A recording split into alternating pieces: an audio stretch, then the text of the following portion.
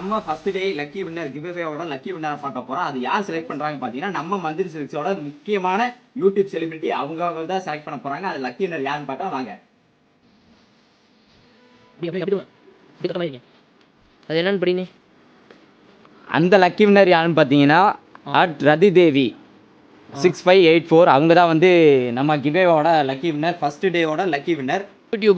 யூடியூப்ல வந்து ஃபர்ஸ்ட் டேக்கான லக்கி வின்னரை செலக்ட் பண்ணியாச்சு. இப்போ வந்து இன்ஸ்டால அந்த லக்கி வின்னர் யாருன்னு பார்க்கலாம். நம்ம தம்பியை வச்சு செலக்ட் பண்றோம். அதான் ஓகேவா?